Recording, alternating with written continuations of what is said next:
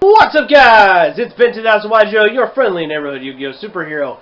And today, guys, I'm going to be giving you guys a list of 10 decks that I cannot stand. I hate them with a burning passion.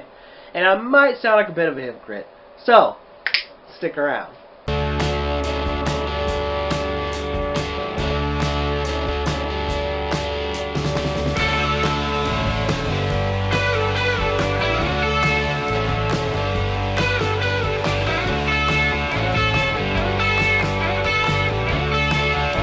Before we get into the list, I just want to let you guys know this video was inspired by Kisame Unlimited and Spidey. They have another channel that's their Yu-Gi-Oh channel, Underground XXX or something like that. They did a video of like the 10 decks that Kisame hates. I'm never gonna say that right. That Kisame hates, and I was very entertained by it, mostly because I like Spidey and his interaction with each other. It's very funny, it's very humorous, and they just crack jokes. And I'm not as funny as they are, but all the same, I thought it would be fun to kind of give you a list of decks I can't stand and kind of give you a little reason why. So, without further ado, let's start with the first one on the list, and that is Gravekeepers. I can't stand that deck for anything. Like, the reason mostly why is because I'm primarily a Lightsworn player, and those guys are absolutely... Oh, the graveyard is involved? Yeah. I can't stand them. It's basically I'm just like, I hate you! I want to play Yu-Gi-Oh, you jerks! I've never wanted to I don't know why, but for Gravekeepers, like, it's just a deck I can't stand. And it's one of those decks that just makes me want to reach to the screen and choke the guy on the other side who's playing it. Just like, no! You don't get to play Yu-Gi-Oh! No more! Ah! Obviously, I never go that far, but you get the idea. And I'll admit it. I have my list. Don't judge me. Next one on my list is, and this is where I'm going to sound like a bit of a hypocrite, is I hate alternate win conditions. This is anything. This could be the Bone Tower, Exodia. I know I did an Exodia in the last video, but that was more for your guys' entertainment. I personally don't like to play those decks, and I also don't like to play against those decks. Looking at you, Exodia player who inspired that video. I don't remember your name, and I just saw a video of I just saw a guy playing the field spell with Exodia. I thought, hey, I'm gonna build my version of that deck, and I did. And some of you guys liked it. Some of you were like, cheap wins, cheap wins. You're not wrong, for the record. I hate alternate win conditions. I don't care if it's burn, any version of the burn deck, or slash draw FTKs. I think they're all just, it's awful. All these alternate win cons are like, just, they frustrate me. Especially when they go off so easily. Because I feel like alternate win cons should be really hard to pull off, and they just aren't. Yeah, I mean, especially like and I know burn isn't considered an alternate win condition, but in my opinion it is, because if you look at the Yu-Gi-Oh anime, the way they portray it there is we're supposed to fight each other with our monsters, and that's never the case with Yu-Gi-Oh, especially when an alternate win condition is involved, like say burn, Exodia, Final Destination, etc., or Final Countdown. You guys knew what I meant. Alright, next one on my list is Cubics. I can't stand Cubics because of the big one, the one that does 3,000, I can't remember, the Cubic Lord. Yeah, he irritates the crap out of me, because not only is he a big-ass boss monster, he's just like, oh yeah, I'm unaffected by anything with less than 3,000 points! So unless you're playing something like Dinosaurs, you know, your monsters ain't gonna do dit, you know. And then, of course, on top of that, he does burn damage at the end. And by the way, in case you guys didn't know this, he burns both players at the end phase. So you can get draws, and that's just gonna fuck up. If you're at a tournament, that's gonna fuck up everything. Like, just face it, that's just the truth. Draws mess up tournaments. They just do. So yeah, I don't like Cubics for that reason. This is the boss monster that irritates me. Also, the burn damage. This guy, like, there's ways to make him, like, uber strong and make him attack more than once. And it's just, and then a 3,000 damage at the end of the turn. Like, come on! Irritant.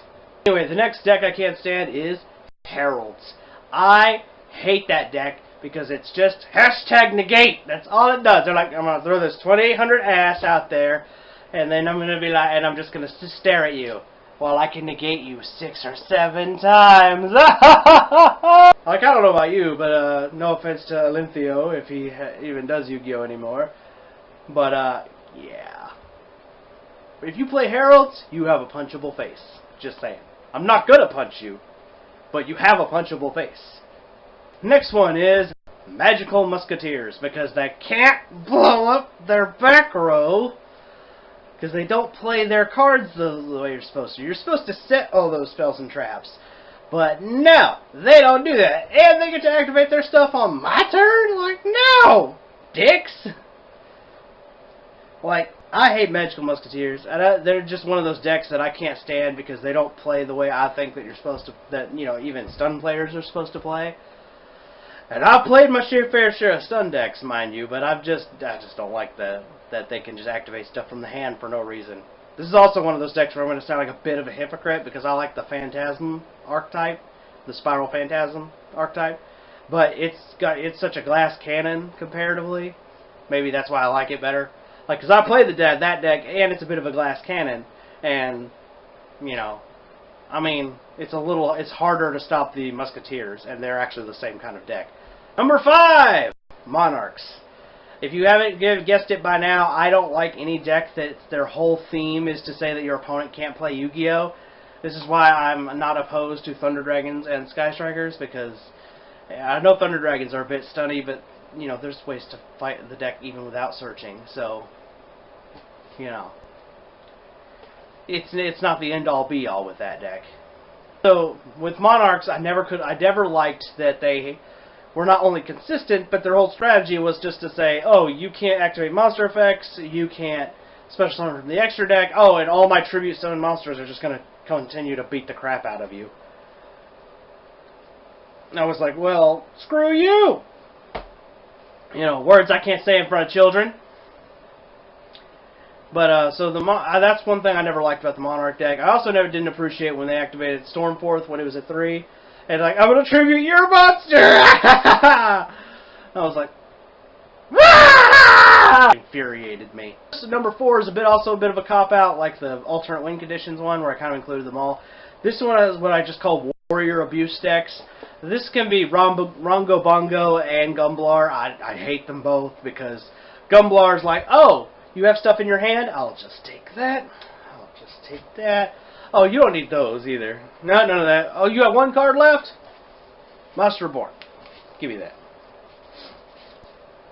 Oh, also Aqua Dolphin. Yeah, fuck you. Fuck your hand. Yeah. I win. Attack you with my Gumblar and 18 other monsters that I've just summoned off of notes. I don't even remember how I got there, but they're going to beat the crap out of you. You know what I mean? And then, of course, you got the same thing with Rongo Bongo, which I actually am in a different camp. I think Rongominiad was fine. It didn't make a splash until that damn bamboozling ghost came along. So, personally, I'm for getting rid of the problem card, which is actually getting rid of the ghost, because what deck could possibly abuse Rongominiad outside of that? Go ahead, I'll wait. What are you going to do? You're going to tell me that Satellar Knights are going to beat you? I'd look at a Satellar Knight player and I'd go, good luck. You'll need it. You can call me a jerk if you want, I understand. But you get what I'm saying. Rongominiad is very much a situational thing, and it's not going to happen in most warrior decks if it wasn't for that stupid ghost. So, both of those cards can just hightail it out of here, in my opinion. Next one, number 3, I can't stand, is Spiral, but not for the reasons that you think. I don't like Spiral. You guys are probably thinking you just don't like Spiral because they mess with your deck a little bit. You know, I'm like, yeah, maybe, but, you know, I try to think that nothing I draw is going to become completely useless. But I can't stand the Sleeper Agent. I would love for the Sleeper Agent to just go away. Be like, okay, you want to blow up my shit and have this unaffected monster? I got a better idea. How about no? You can keep your double helix or whatever, but I want to see if a Spiral player could even do anything without that stupid, you know, Sleeper Agent. Or, better yet, get rid of the card that, the armor one that makes Sleeper Agent unaffected by shit. I'd be like, yeah, get rid of that. Ugh, frustrating. It's mostly the Sleeper Agent, though, I can't stand. I hate the fact that, like, he's like, you know what I mean, that he can, like, oh, I'm going to blow myself up. Just kidding. Hell no, motherfuckers! Number, the last one on my list, I guess, or close to the last one on my list, is Necros. I can't stand Necros. I never liked them when I was younger, mostly, or when the deck came out. It was mostly just because, well, I guess I was younger when it came out. But anyway, couldn't stand the deck because they had the D-Gen. Now, I'm sure you're probably catching a theme here. The decks that I hate all say, you can't play Yu-Gi-Oh! Pretty much. So, I can't stand that. It's the thing I hate the most. There's too many decks, in my opinion, that do that, and Necros, when it first came out, was one of those decks. I don't hate Necros so much now. But back in the day, ooh. Yeah, so what was this with the $1,000 price tag? Just ridiculous. No deck should be worth more than a couple $100. Sorry, I'm right on this one. I don't care what anyone says. No deck should cost that much. Alright, and lastly, the deck that I can't stand the most out of all the decks listed, Altergeist. You know, most stun decks have that one thing where it's like, you know, this one little chink in the armor, so to speak, you know what I mean? Or it's like, okay, well, if you can't exploit the chink in the armor, then I win. That, in my opinion, is fair. But there is a chink in the armor. With Altergeist, as it currently stands, and possibly may currently stand, when it gets its new support, it's going to be one of those decks that doesn't have a chink in its armor, so to speak. So, I also don't like that the deck floats. That's a big thing I can't stand about it. It's one thing to have it be a stun deck, but it's also another thing to be a stun deck that floats. It's like, oh, double the irritation. Like, oh, you killed my monster. Okay, well, I'm gonna go get this trap card for just no reason. Like, you get the idea, guys, with that one. Altergeist is probably the one on the list that I can't stand the most out of all of these decks. Like, I literally would rather fight Rongo Bongo and not do anything than go up against Altergeist. Because with Altergeist, their whole thing is to make you think you can do something when you really can't. Like, no, go ahead, you gotta move, go ahead, play. And you're like, okay, I summon, I don't know, I summon Marauding Captain. Bounce it back! Okay.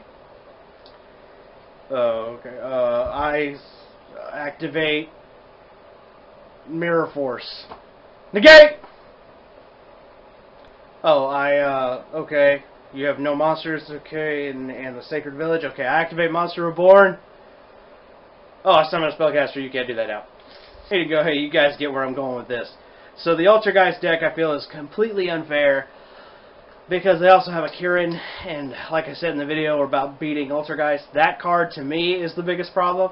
I also don't appreciate that they have their own in-archetype floodgates. Anyway, guys, also for the record, towards the end of the video, I want you guys to know this is just my opinion.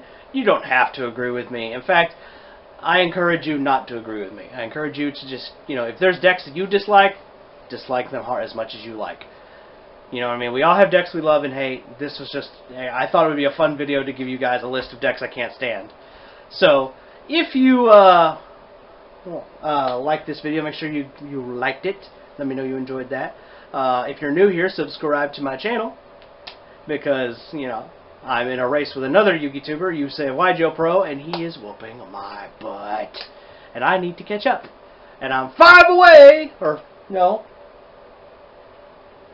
I might be less than 5 away, I'm not sure. I know I gained some subs in the last video. 300, which will put me in the same ballpark as him. So do me a favor and make sure you subscribe. Also, if you guys want to just, you know, share in my entertainment, make sure you put in the comments below 10 decks you don't like. And I'll see you guys next time. Peace!